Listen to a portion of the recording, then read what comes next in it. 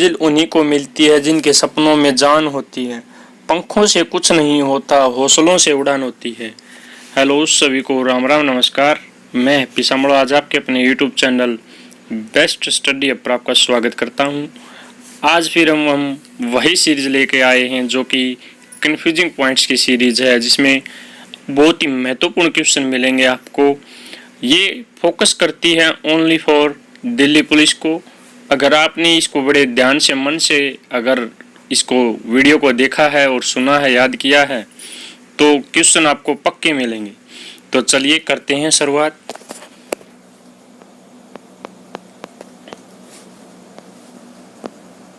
तो यहाँ तक ये सीरीज कंप्लीट हो चुकी है। तो इसमें पिछला क्वेश्चन था कि वेदों की संख्या कितनी है। लास्ट क्वेश्चन ये बना था उस दिन उस वीडियो में। तो वेदांगों की संख्या है सबसे पहले। तो चलिए कितनी है वेदांगों की संख्या? तो 6। और वेदांतों जिसका दूसरा नाम है उपनिषदों की संख्या कितनी है? 108। जो सत्यमेव जयते है वो किस उपनिषद से लिया गया है? ये मेरा आपसे क्वेश्चन है, तो इसको देखना एक बार जरूर बताना। सोवियत संघ का गठन कब होता है? 1923 के अंदर। और इसका विघटन कब हो जाता है? 1991 के अंदर। ये वर्ल्ड हिस्ट्री से संबंधित हैं, इनसे क्वेश्चन अक्सर बनते हैं। तो सोवियत संघ का गठन तो होता है मेरे दोस्त 1923 को, पर इसका विघटन हो जाता है 1991 को। तो चलिए अगला भी बहुत ही नेक्स्ट वेरी इंपॉर्टेंट कि जर्मनी का विभाजन कब हुआ था? तो 1949 के अंदर जर्मनी का विभाजन होता है। और एकीकरण कब होता है? 1990 के अंदर। ये जो 4 तारीख दी हुई हैं, 1923 सोवियत संघ का गठन, सोवियत संघ का विघटन 1991, जर्मनी का विभाजन 1949 और जर्मनी का एकीकरण 1990। ये बहुत ही महत्वपूर्ण है, चारों की चारों। इनको याद कर लेना भाई। चलिए नेक्स्ट बात करते हैं। क्या कहता है दूसरा गांधी या गांधी का उत्तराधिकारी किसे कहा गया है? तो आचार्य विनोबा भावे। आपसे एक क्वेश्चन पुट करता हूं कि महात्मा गांधी के गुरु कौन थे? वेरी इंपॉर्टेंट क्वेश्चन, अनेकों बार एग्जामों में पूछे जाने वाला क्वेश्चन। अगर वैसे पूछे तो दूसरा गांधी या गांधी का उत्तराधिकारी आचार्य विनोबा भावे। और ब्लैक गांधी किसे कहा जाता है? ये वो शब्द हैं जो गांधी से रिलेटेड हैं और अनेकों बार एग्जाम में घुमा घुमा कर पूछे जाते हैं, जिनसे एक महत्वपूर्ण क्वेश्चन बनने के चांस हैं। तो चलिए ब्लैक गांधी किसे कहा जाता है? तो मार्टिन लूथर किंग को, जो कि यूएसए से संबंधित हैं, उसको कहा जाता है ब्लैक गांधी। कुछ अन्य नाम जैसे सीमांत गांधी, फ्रंटियर गांधी किसे कहा जाता है? खान अब्दुल गफार खान। और अफ्रीका के गांधी किसे कहा जाता है? Nelson Mandela.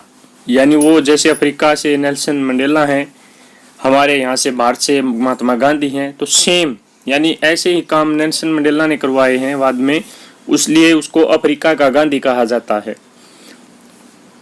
अब बात करते हैं, कुछ रचनाओं से संबंधित आए हैं क्वेश्चन, तो उनको भी जरूर पढ़ना। तो सबसे पहले बात करते हैं हम कि डिस्कवरी ऑफ इंडिया के लेखक जवाहरलाल नेहरू हैं। डिस्कवरी ऑफ इंडिया के लेखक कौन हैं? जो कि इंडिया के लेखक कौन हैं? वो है जवाहरलाल नेहरू, जो कि भारत के पहले प्रधानमंत्री बने थे। डिस्कवरी ऑफ इंडिया के लेखक इसके अंदर कौन है? तो यानी सेम बुकों हैं और इनके लेखक अलग अलग हैं। यानी डिस्कवरी ऑफ इंडिया के लेखक जवाहरलाल नेहरू भी और मेघनाथ देसाई भी, दोनों को दिमाग में बिठा लेना भाई।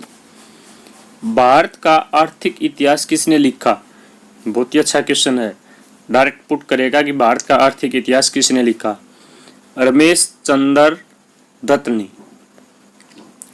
हिंदी साहित्य का इतिहास किसने लिखा है? आचार्य रामचंद्र शुक्ल ने हिंदी साहित्य का इतिहास लिखा है। Very important. कांग्रेस का इतिहास किसने लिखा है? अब बात करते हैं कांग्रेस की।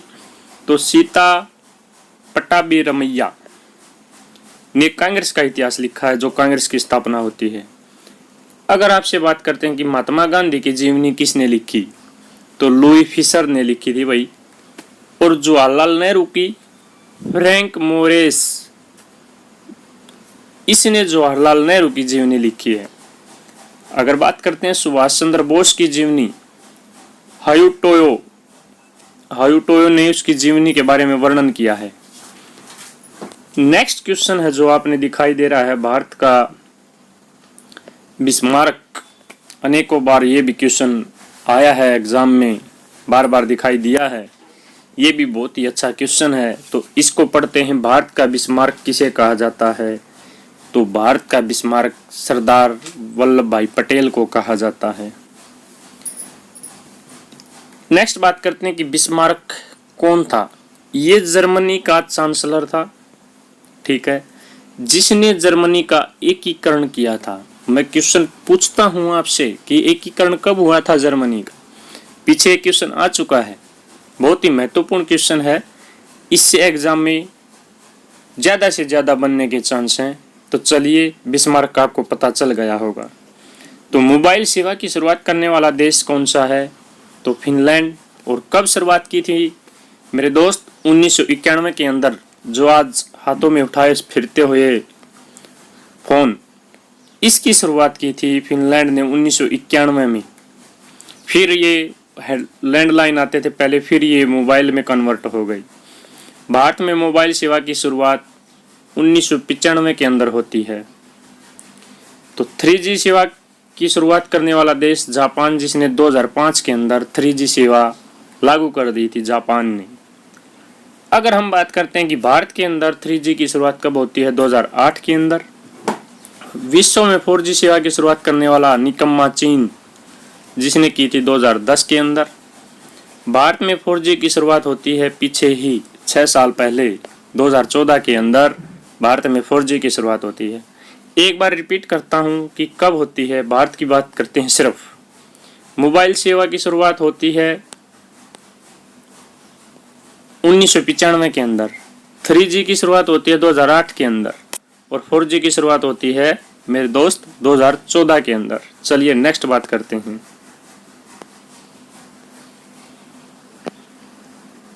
अब एक शब्द दिखाई दे रहा है आपने सबसे ऊपर, लोकपाल।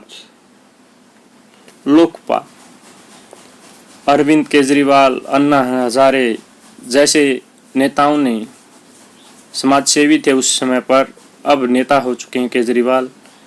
उन्होंने लोकपाल लागू करवाने के लिए देश में आंदोलन किए थे, तो वही ये लोकपाल है। तो इसकी शुरुआत करने वाला पहला देश था स्वीडन, जिसने शुरुआत की थी 1809 के अंदर। पर भारत में लोकपाल की शुरुआत कब होती है? 2014 के अंदर। बैंकिंग लोकपाल की शुरुआत कब होती है? 1995 के अंदर। लोकायुक्त की शुरुआत करने वाला राज्य महाराष्ट्र है पहला, जिसने 1971 में शुरुआत की थी। यूपी में लोकायुक्त की स्थापना कब होती है? 1975 में।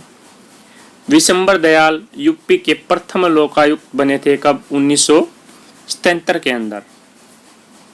अब एक अच्छा क्वेश्चन आता है, प्राचीन काल में ओलंपिक खेलों की शुरुआत हुई थी 776 BC ईसा पूर्व शुरुआत हुई थी। और आधुनिक ओलंपिक खेल की शुरुआत कब हुई थी?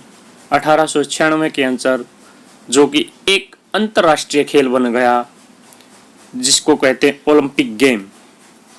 अब मैं पूछता हूँ, आने वाले समय में कब ओलंपिक खेल होंगे और वो कहाँ पर आयोजित किए जाएंगे? इससे भी एक क्वेश्चन बनता है, तो करिए नेक्स्ट बात। उत्तरी ध्रुव पर रात्रि प्रकाश को कहा जाता है, जो उत्तरी ध्रुव पर जो रात्रि प्रकाश होता है उसको क्या कहते हैं? Aurora borealis. दक्षिणी ध्रुव पर जो रात्रि प्रकाश होता है उसे क्या कहा जाता है? ऑरोरा ऑस्ट्रेलियस। इन दोनों पॉइंट को भी बड़े गौर से याद कर देना। अब फिर एक अच्छा क्वेश्चन आता है, भारत रत्न विजेता प्रथम व्यक्ति कौन है? यानी सबसे पहले भारत के अंदर जब 1954 में भारत रत्न की शुरुआत होती है, उस समय सबसे पहला पुरस्कार किसको मिलता है? डॉक्टर सर्वपल्ली राधाकृष्णन को मिलता है। जिसकी याद में 5 सितंबर को शिक्षक दिवस भी मनाया जाता है। Very very important point.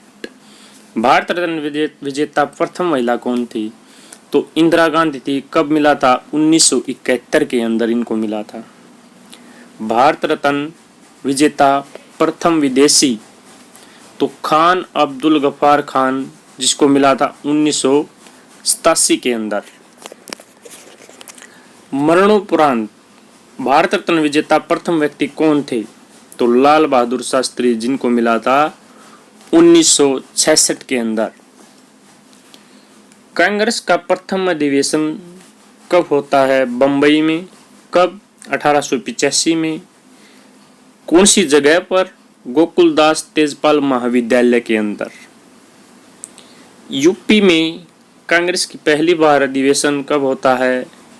Allahabad में। वो भी होता है 1888 में। आपसे बात करता हूँ, कांग्रेस की स्थापना कब होती है? इसके संस्थापक कौन होते हैं? इसके बारे में भी क्वेश्चन बनता है और इसको याद कर लेना कि इसके संस्थापक कौन है। ये मैं आपसे पूछ रहा हूँ। अगर आप अपने मन से याद करोगे, देखोगे, चेक करोगे, तो आपको वो पहली बार में ही याद हो जाएगा।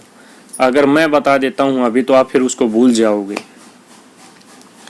तो भारत में कांग्रेस के सबसे अधिक अधिवेशन, ये अच्छा क्वेश्चन है कि सबसे अधिक बार अधिवेशन कहाँ आयोजित हुए थे? तो सबसे ज्यादा कोलकाता में, वो भी 10 बार अधिवेशन हुए थे कांग्रेस के। चलिए नेक्स्ट बात करते हैं। यूपी में कांग्रेस के सबसे अधिक बार अधिवेशन आयोजित हुए वे कौन सी जगह थी? तो वो थी इलाहाबाद, जिसमें 3 बार अधिवेशन होता था। कोलकाता कहाँ पर पड़ता है? ये भी एक क्वेश्चन बनता है। तो कोलकाता किस राज्य के अंदर है? कमेंट में जवाब दो। यूपी में इलाहाबाद में 3 होते हैं और लखनऊ में 2 बार होते हैं। इसको याद कर देना। ये भी अच्छा क्वेश्चन है। स्टैटिक जीके शुरू हो चुकी है ये काफी देर से। तो विश्व की सबसे लंबी नदी नील, क्योंकि इसमें कंफ्यूज रहता है। लंबी की बात करता है तो नील, और बड़ी की बात करता है अमेजन। ऐसे याद कर लेना। अमेजन बड़ी कंपनी है जो कि ऑनलाइन सिस्टम का काम करती है, तो सबसे बड़ी नदी है। और लंबी की बात करें तो फिर याद आ जाएगा कि नील नदी। अवध के प्रथम नवाब शहादत खां उर्फ बुरहानुल मूल, ये अवध के प्रथम नवाब थे। अगर हम बात करते हैं कि अंतिम नवाब वाजिद अली शाह। पंचशील सिद्धांत किससे संबंधित है? ये क्वेश्चन बनेगा, वेरी इंपॉर्टेंट है। तो ये थे बौद्ध धर्म से संबंधित पंचशील सिद्धांत। अब बात करते हैं, पंचशील का संबंध भारत की विदेश नीति से है। यानी जो विदेश नीति थी वो उसमें अपनाई गई थी बौद्ध धर्म में, वो बौद्ध धर्म से ही संबंधित है। और यह विदेश नीति भारत, पंचशील का संबंध भारत के विदेश नीति से है। इसको याद कर देना, इस पॉइंट को। अगर हम बात करते हैं दिल्ली की जामा मस्जिद का निर्माण किसने करवाया था? तो वो निर्माण करवाते हैं शाहजहां। चलिए नेक्स्ट बात करते हैं।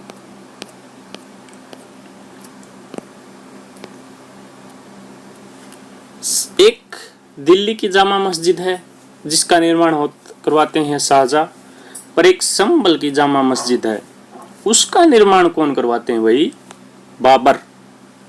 जो नदी विषुवत रेखा को 2 बार काटती है उस नदी का नाम है कांगो नदी। कौन सी रेखा को?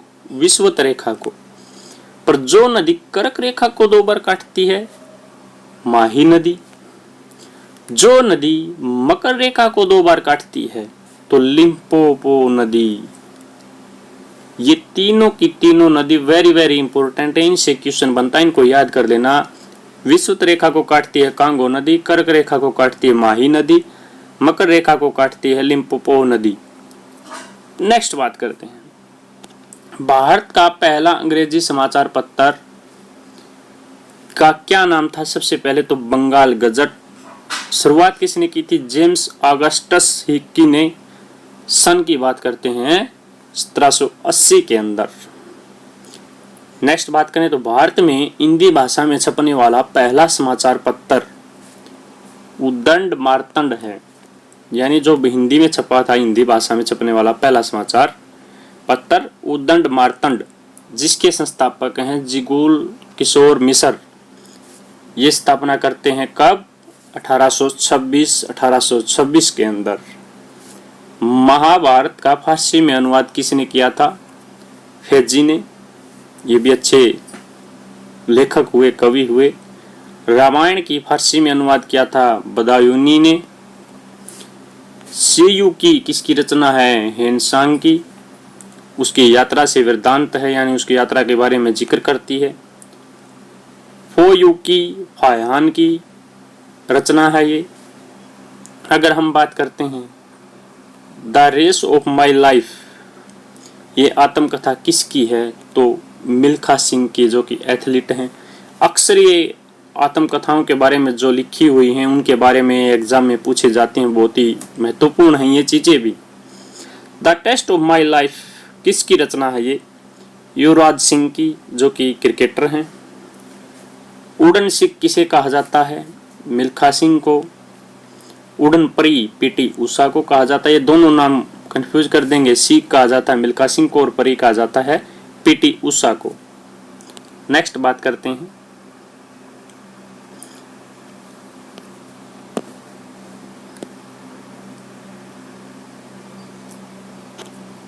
गोरखपुर यूपी में स्थित है, जहां विश्व का सबसे बड़ा रेलवे प्लेटफॉर्म है। एक गोरखपुर है, हरियाणा का स्थान है, जहां पर परमाणु रिएक्टर का शिलान्यास किया जा चुका है। अब तो काफी साल हो चुके हैं। बाकी परमाणु रिएक्टर, परमाणु विद्युत केंद्र, जो बिजली बनाने का केंद्र होता है, वो गोरखपुर के अंदर फतेहाबाद में स्थित है। ये उसी के बारे में जो कंफ्यूज करने वाले पॉइंट हैं दोनों, उनके बारे में जिक्र कर रहा है यहाँ पर। वेलिंगटन न्यूजीलैंड की राजधानी है, पर वेलिंगटन गोवा का एक कस्बा भी है। दोनों को याद रख लेना। लाइफ ऑफ पाई उपन्यास के लेखक यान मार्टल एक लाइफ ऑफ पाई फिल्म के निर्देशक हैं आगली। पेट्रोलियम का सबसे अधिक उत्पादन करने वाला देश कौन सा है मेरे दोस्त? यूएसए। उत्पादन की बात कर रहा है, पर सबसे अधिक भंडार हैं वेनेजुला के अंदर। चलिए नेक्स्ट बात करते हैं विश्व का सबसे बड़ा चिड़ियाघर। तो कुरुगर नेशनल पार्क, जो कि दक्षिण अफ्रीका के अंदर है। भारत का सबसे बड़ा चिड़ियाघर की बात करें तो अलीपुर कोलकाता के अंदर है। चलिए नेक्स्ट पेज पर बात करते हैं वो अच्छे क्वेश्चन। सबसे पहला क्वेश्चन, औरंगाबाद कहाँ पर है? ये एक बिहार का जिला है। ठीक बात। औरंगाबाद ये महाराष्ट्र का जिला है।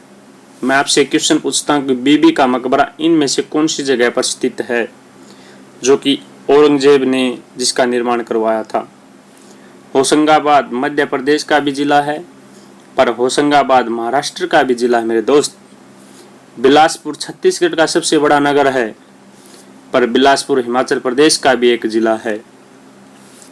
अमरावती महाराष्ट्र का स्थान है, जहां पर मौर्यकालीन स्तूप है, पर अमरावती आंध्र प्रदेश की ऐतिहासिक नगर है, जिसे सिमरांद की राजधानी घोषित करने का निर्णय लिया गया है, यानी तेलंगाना की। चलिए आपसे क्वेश्चन पूछता हूं कि तेलंगाना की राजधानी क्या घोषित होगी और आंध्र प्रदेश की क्या होगी? ये भी नया क्वेश्चन है, महत्वपूर्ण क्वेश्चन बनेगा यहाँ से भी। अंग्रेजों के काल में सती प्रथा निषेध अधिनियम कानून जो बनाया गया था, वो किसने बनाया था? Lord William Bentinck. ये भारत के कौन से गवर्नर जनरल थे? लॉर्ड विलियम बेंटिंक, जिसने अंग्रेजों के काल में सती प्रथा निषेध कानून अधिनियम पास किया था। स्वतंत्र भारत में सती प्रथा निषेध कानून कब बना था? 1987 के अंदर। अंग्रेजों के काल में फैक्ट्री अधिनियम बनाया गया 1881 के अंदर। आपको ऑप्शन में ईस्ट इंडिया कंपनी से संबंधित 1600 की सन भी मिलेगी, पर अधिनियम की बात कर रहा है ये, तो इसने कब बना था? ये 1881 के अंदर। पर स्वतंत्र भारत में फैक्ट्री अधिनियम कब बनाया? अगले ही साल 1947 में देश स्वतंत्र आजाद हो जाता है, पर 1948 में बनाया गया। शिमला सम्मेलन कब होता है? अंग्रेजों के काल में 1945 में कांग्रेस और मुस्लिम लीग के बीच शिमला में सम्मेलन आयोजित हुआ, जो असफल रहा था। शिमला समझौता कब होता है? 3 जुलाई 1972 के अंदर। शिमला समझौता के बारे में अक्सर पूछते हैं। 3 जुलाई 1972 को शिमला समझौता भारत के प्रधानमंत्री इंदिरा गांधी और पाकिस्तान के प्रधानमंत्री जुल्फिकार अली भुट्टो के बीच हुआ था। यानी भारत और पाकिस्तान के बीच होने वाला समझौता था शिमला समझौता, जो कि 3 जुलाई 1972 को होता है। भारत के प्रधानमंत्री इंदिरा गांधी और पाकिस्तान के प्रधानमंत्री जुल्फिकार अली भुट्टो के बीच हुआ था। Very very important point. एक फिर शब्द आता है इरी। अमेरिका के 5 महान जिलों में से एक है। एक इरी शब्द है, जो ये रेशम की एक प्रजाति है। गद्दी हिमाचल प्रदेश की एक जनजाति है। अक्सर ऐसे एग्जाम में क्वेश्चन पूछे जाते हैं कि ये जनजाति कहाँ पर पाई जाती है, तो जो गद्दी जनजाति है वो हिमाचल प्रदेश के अंदर पाई जाती है। पर गद्दी फिर आता है हिमाचल क्षेत्र में पाई जाने वाली एक बकरी की भी प्रजाति है। ऐसे याद कर देना इसको, दोनों पॉइंट हिमाचल से हैं।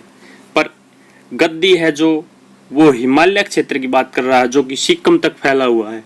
पर गद्दी है जो वो हिमाचल प्रदेश की जनजाति है, और हिमालय क्षेत्र में पाई जाने वाली बकरी की भी प्रजाति है गद्दी। दोनों को याद कर लेना, कंफ्यूज करने वाले पॉइंट हैं। प्रियदर्शी किसे कहा जाता है?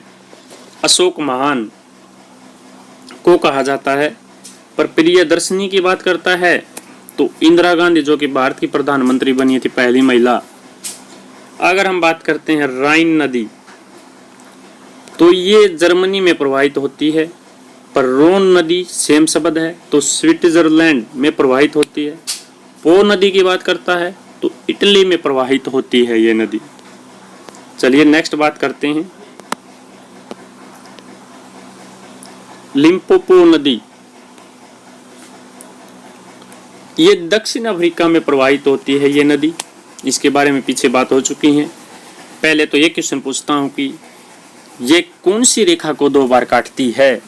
यही वह नदी है जो किसी रेखा को 2 बार काटती, तो वो आपने जवाब देना। ये पीछे बात हो चुकी है इसके बारे में। डोडा किससे संबंधित है? जम्मू कश्मीर से। अगर हम बात करते हैं डोडा बेटा, ये एक चोटी है जो कि कहां पर है? तमिलनाडु में नीलगिरी पहाड़ियों की सबसे ऊंची चोटी है। कौन सी? डोडा बेटा। अक्सर ये एग्जाम में पूछा जाता है, ये भी बहुत ही महत्वपूर्ण पॉइंट है। एक डोडा है जो वो मॉरिशस में पाया जाने वाला पक्षी था, जो लुप्त हो चुका है। एक डोडोमा तंजानिया की राजधानी है। इंद्रावती नदी झारखंड में प्रवाहित होती है, और इरावदी नदी ये म्यांमार में प्रवाहित होती है। देवदर झारखंड में स्थित, जहां बाबा बैजनाथ का धाम है। दवलनांज ये सहारनपुर में है। अगर हम बात करते हैं नैना, मुंबई के निकट एक नया शहर स्थापित किया जा रहा है। क्या नाम उसका? नैना। और नैन्सी ये फ्रांस का शहर है। संविधान सभा का प्रारूप किसने पास किया था? तो BN राव ने। अगर हम बात करते हैं संविधान की प्रारूप समिति के अध्यक्ष कौन है? डॉक्टर भीमराव अंबेडकर। प्रारूप समिति के अध्यक्ष कौन है? डॉक्टर भीमराव अंबेडकर। कर्नाटक की पहली राजधानी कौन सी थी? बेंगलुरु। कर्नाटक की दूसरी राजधानी बनी बेलगान। अब मैं आपसे क्वेश्चन पूछता हूं कि अब कर्नाटक की राजधानी क्या है? Very very important question. दक्षिण अफ्रीका की पहली राजधानी केप टाउन। दूसरी की बात करें तो प्रिटोरिया। चलिए नेक्स्ट बात करते हैं। उत्तराखंड की वर्तमान राजधानी देहरादून। अगर प्रस्तावित की बात करें तो गैरसेड गंगा नदी 5 राज्यों से होकर प्रवाहित होती है। वेरी वेरी इंपॉर्टेंट क्वेश्चन कि गंगा नदी कितने राज्यों से प्रवाहित होती है। रामगंगा नदी कहाँ से निकलती है, ये कहाँ को होती हुई जाती है, ये उत्तर प्रदेश से प्रवाहित होती है, उस साइड बिहार से आती है ये नदी। वैनगंगा नदी मध्य प्रदेश और महाराष्ट्र में प्रवाहित होती है। अगर हम बात करते हैं पेनगंगा, ये सेम शब्द है गंगा से रिलेटेड, तो पेनगंगा नदी आंध्र प्रदेश में प्रवाहित होती है। और महाबेनी गंगा नदी ये श्रीलंका की सबसे लंबी नदी है।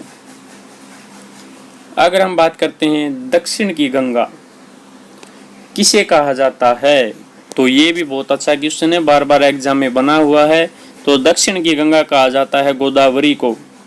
अगर हम बात करते हैं कि वृद्ध गंगा किसे कहा जाता है, तो वो भी किसे कहा जाता है, गोदावरी नदी को, वृद्ध भी और दक्षिण की भी। वेरी वेरी इंपॉर्टेंट क्वेश्चन जो कि अक्सर एग्जाम में बनता ही बनता है। चलिए बात करते हैं, चलिए नेक्स्ट बात करते हैं पालनपुर। ये गुजरात का एक पर्यटन स्थल है। अगर पालमपुर की बात करते हैं तो हिमाचल प्रदेश का पर्यटन स्थल है। पालनपुर और पालमपुर दोनों को याद कर लेना।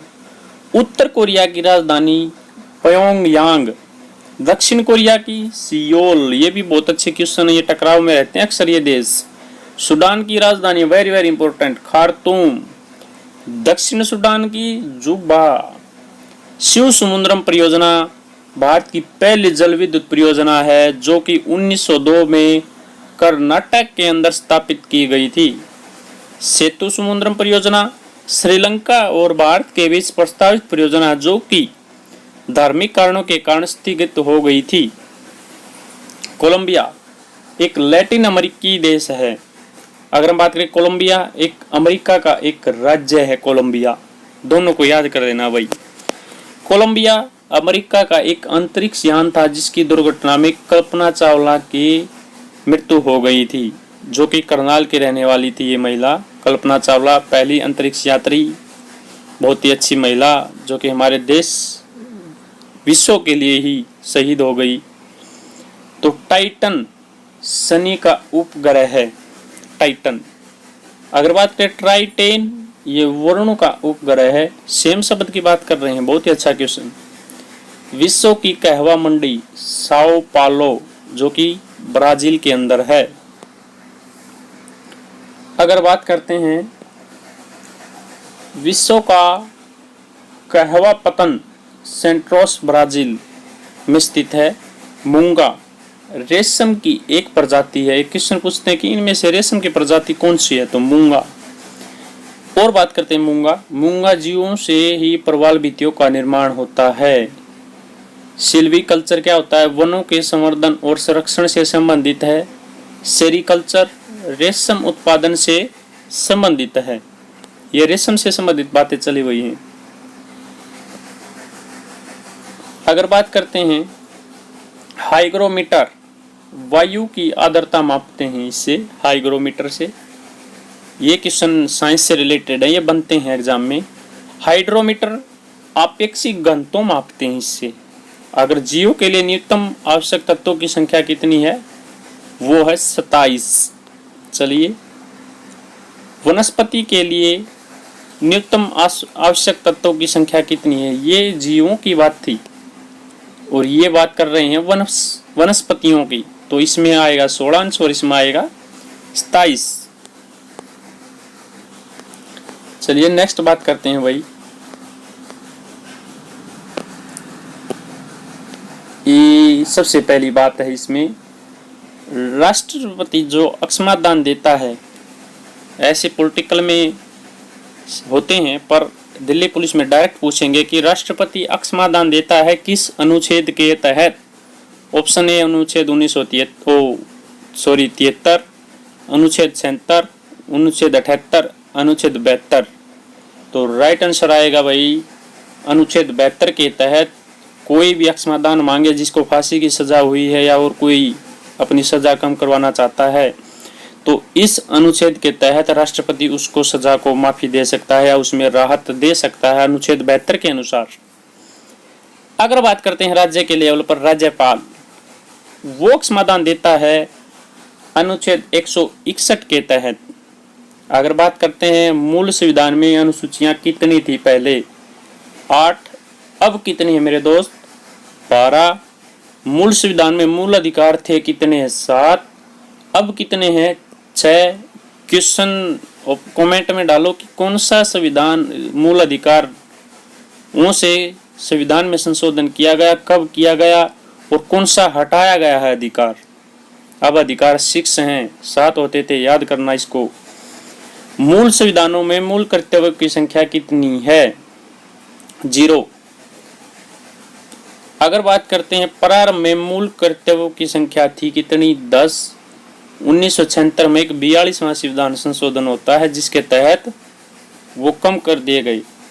अगर बात करते हैं वर्तमान में मूल कर्तव्य की संख्या कितनी है, तो 11 है, जो कि 2002 के अंदर 86वें संविधान संशोधन करके उसमें 1 बढ़ा दिया गया है। अब कर्तव्य कितने हैं, 11। 2002 के अंदर 86वां संविधान संशोधन होता है। इन दोनों के पॉइंटों को याद कर लेना, दिमाग में बिठा लेना, अक्सर एग्जाम में ये पूछे जाते हैं। चलिए, प्रारंभ में सर्वोच्च न्यायालय में न्यायाधीशों की संख्या कितनी थी, 8। वर्तमान में कितनी है, 31। अगर बात करते हैं राष्ट्रपति अध्यादेश जारी करता है किस अनुच्छेद के तहत, अनुच्छेद 123 के तहत। इसको उलट पुलट करेंगे तो 213 के तहत राज्यपाल अध्यादेश जारी करता है। यानी 123 में तो राष्ट्रपति, राज्यपाल करता है 213 में। अगर बात करते हैं सर्वोच्च न्यायालय के न्यायाधीश का कार्यकाल 65 वर्ष की आयु या 6 वर्ष का कार्यकाल जो भी पहले हो, इतना होता है एक न्यायाधीश का। यानी या तो 65 साल का पहले हो जाए या लगातार 6 साल रहे, इस हिसाब से उसका कार्यकाल होता है। उच्च न्यायालय के न्यायाधीश की बात करें तो उसकी एज तो होती है 62 वर्ष की आयु तक ही रहेगा वो, पर उससे कम आयु है तो वो 6 साल की कार्यकाल जो भी पहले हो उसके अनुसार होगा। यानी इन दोनों में से जो भी पहले होगा उतना कार्यकाल उसका चलेगा। फिर क्या चीज आई है, रामचरितमानस। इसके रचयिता कौन है, तुलसीदास। उत्तर रामचरित के बहुभूति। कैल्सीफेरोल किसका वैज्ञानिक नाम है, विटामिन डी का। टोकोफेरोल विटामिन ई का। फेरोल शब्द आ रहा है कैल्शियम से, यानी जिसमें कैल्शियम होगा विटामिन डी होगा कैल्सीफेरोल, और विटामिन ई यानी टोकोफेरोल। चलिए, फिर आता है तराइन का प्रथम युद्ध। तो तराइन का प्रथम युद्ध कब होता है, 1191 के अंदर। किस किस के बीच, पृथ्वीराज चौहान और मोहम्मद गौरी के बीच, जिसमें चौहान जीत जाता है और गौरी हार जाता है। तराइन का द्वितीय युद्ध होता है 1192 के अंदर, जिसमें पृथ्वीराज चौहान तो हार जाता है पर मोहम्मद गौरी जीत जाता है इस युद्ध के अंदर।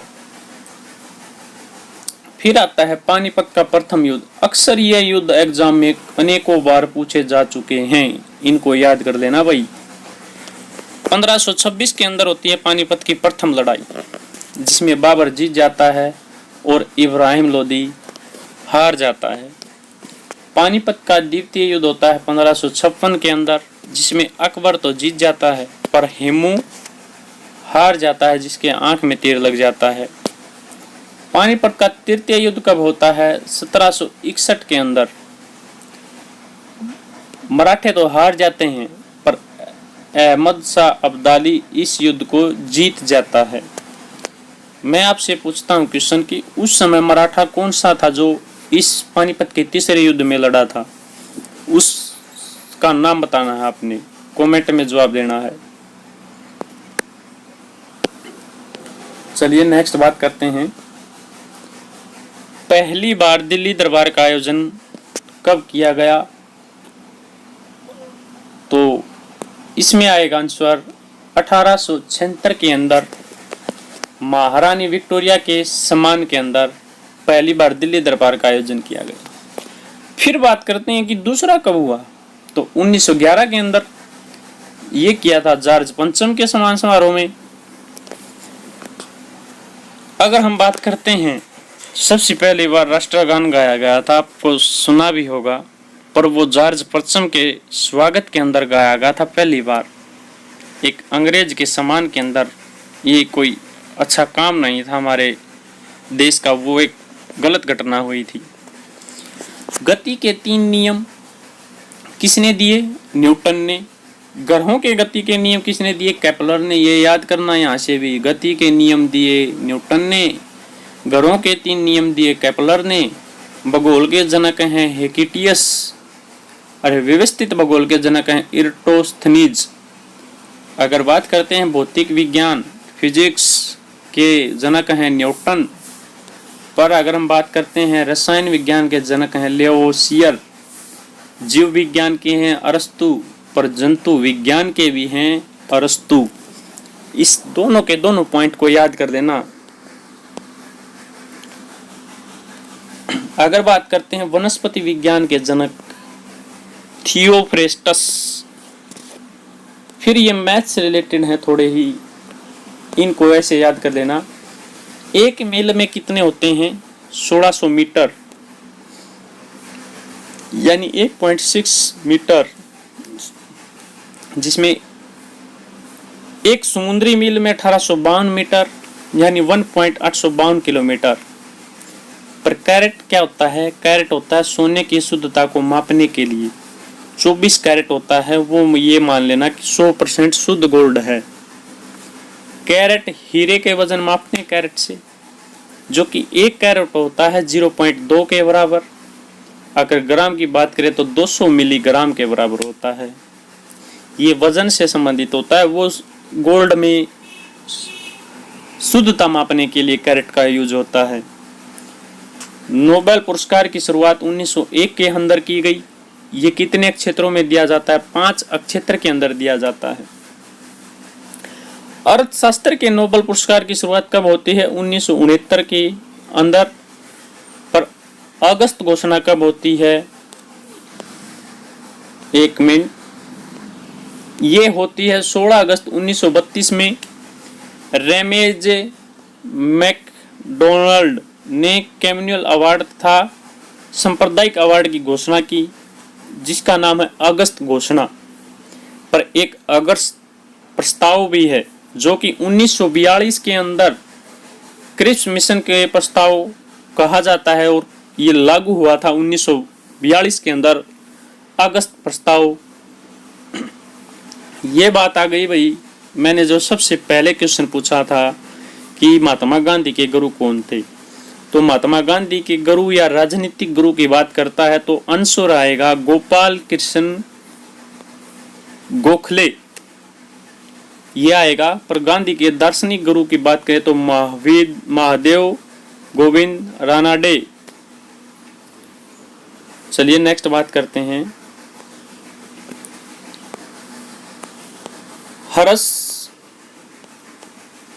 हर्ष थानेश्वर के पुष्यभूति वंश का शासक था, जिसका नाम था हर्षवर्धन। कौन से वंश का? पुष्यभूति वंश। इनकी राजधानी थी थानेश्वर, जो कि कुरुक्षेत्र के अंदर हरियाणा के अंदर स्थित है, जो अपनी दानशीलता के लिए प्रसिद्ध राजा था। क्यूरी ताप, जिस ताप पर चुंबक अपना चुंबकीय शक्ति खो देता है उसे कहते हैं क्यूरी ताप। क्यूरी रेडियो एक्टिवता का मात्रक है। H1 और N1 एक स्वाइन फ्लू का विषाणु है, जिसका नाम है H1N1। क्वेश्चन ऐसे भी पूछ लेता है कि H1N1 क्या है? विषाणु है, जीवाणु है, क्या है ये? तो H1 और N1 ये स्वाइन फ्लू का एक विषाणु है। चलिए नेक्स्ट बात करते हैं।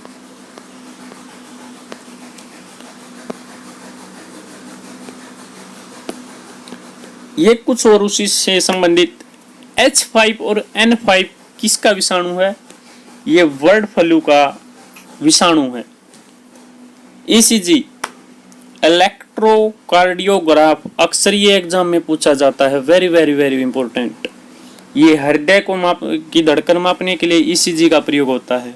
पर EEG इलेक्ट्रोएन्सेफलोग्राफ, जो कि मस्तिष्क की जानकारी लेने के लिए, उसको समझने के लिए इसका प्रयोग किया जाता है EEG। ECG की फुल फॉर्म और EEG की दोनों की फुल फॉर्म को अपने दिमाग में बिठा लेना, ये एग्जाम में पूछी जाती हैं। इलेक्ट्रोकार्डियोग्राफ हृदय से संबंधित, इलेक्ट्रोएन्सेफेलोग्राफ ये मस्तिष्क से संबंधित। साक्षरता, इसकी गणना कितने वर्ष, 7 वर्ष या उससे ऊपर के आयु वर्ग के लिए की जाती है, वेरी वेरी इंपॉर्टेंट। प्रौढ़ साक्षरता, इसकी गणना 15 वर्ष या इससे ऊपर के आयु वर्ग के लिए की जाती है। कार्यशील जनसंख्या की आयु कितनी होती है, 15 से लेकर 65 वर्ष तक। अगर आश्रित जनसंख्या की आयु की बात करें तो 15 से कम और 65 वर्ष से अधिक वर्ष उससे ऊपर वाली। जब पृथ्वी, अगर हम बात करते हैं जब पृथ्वी सबसे नजदीक होती है तो उस स्थिति को क्या कहा जाता है, यह एग्जाम में पूछा जाता है उपसौर। अगर सूर्य की सबसे नजदीक होती है तो उपसौर, अगर अधिक दूरी पर होती है तो उसे कहते हैं अपसौर। कब होती है ये स्थिति, ये होती है 4 जुलाई को, और इसकी तारीख ये होती है दिसंबर या जनवरी की, ये डाउट है उस तारीख में, जो तारीख है इसमें होती है यहीं को दिसंबर या जनवरी में अंदर। तो अगर इसकी बात करें तो जब पृथ्वी सूर्य के सबसे अधिक दूरी पर होती है तो उस स्थिति को कहते हैं अपसौर, जो कि 4 जुलाई को वो घटना होती है। जब चंद्रमा पृथ्वी के सबसे नजदीक होता है वह स्थिति क्या कहलाती है, उपभू। जब चंद्रमा पृथ्वी से सबसे दूर होता है वह कहलाती है अपभू। उपभू और अपभू दोनों को याद कर लेना, दूर और नजदीक किसके, चंद्रमा के। अगर हम बात करते हैं कि चंद्रमा का घूर्णन काल कितना होता है, 27 दिन और 8 घंटे का होता है। चंद्रमा का पृथ्वी की परिक्रमा करने का लगा समय कितना होता है, ये है भी 27 दिन और 8 घंटे, यानी दोनों बराबर। अगर परिक्रमा भी और घूर्णन भी दोनों के दोनों सेम टाइम होता है चंद्रमा का। एक्यूप्रेशर दाब आधारित चिकित्सा पद्धति है जो चीन और जापान में अपनाई जाती है। एक्यूपंक्चर सुई चुभोकर चिकित्सा की पद्धति है, यह भी चीन तथा जापान में प्रचलित है ज्यादा से ज्यादा। पृथ्वी का सबसे नजदीकी तारा, ये एग्जाम में दिल्ली पुलिस में पीछे पूछा गया था कि सबसे नजदीकी तारा कौन सा है, तो वो है मेरे दोस्त सूर्य। पर सूर्य का सबसे नजदीकी तारा प्रोक्सिमा सेंचुरी। सूर्य के प्रकाश को पृथ्वी तक पहुंचने में लगा समय 500 सेकंड, यानी 8 मिनट 20 सेकंड के अंदर सूर्य का प्रकाश पृथ्वी पर पहुंच जाता है। चंद्रमा के प्रकाश का पृथ्वी तक पहुंचने में लगा समय 1.3 सेकंड के अंदर चंद्रमा का प्रकाश पृथ्वी पर पहुंच जाता है। अंतरिम सरकार में प्रथम वित्त मंत्री बने थे लियाकत अली। स्वतंत्र भारत के पहले वित्त मंत्री थे षणमुखम सेठी। जवाहरलाल नेहरू प्रथम बार प्रधानमंत्री बने थे 2 सितंबर 1946 के अंदर पहली बार बने थे। अगर मैं बात करता हूँ डॉक्टर राजेंद्र प्रसाद पहली बार राष्ट्रपति बने थे 24 जनवरी 1950 के अंदर बने थे। तो ये थे भाई आज का वो टॉपिक जो कि हमने कुछ और कंप्लीट किए हैं कंफ्यूजिंग पॉइंट्स, अभी तो बहुत ज़्यादा बचते हैं, इनसे ही वो वेरी वेरी इंपॉर्टेंट है। ये बस आपने वीडियो देख लेनी है दिल और दिमाग से, ये मौका मत गवा देना। वो कहते हैं सेवा करनी है तो घड़ी मत देखो, प्रसाद लेना तो स्वाद मत देखो, सत्संग सुनना है तो जगह मत देखो, और अगर भलाई करनी है तो स्वार्थ मत देखो, कर दो। तो सभी को इसी के साथ धन्यवाद, राम राम।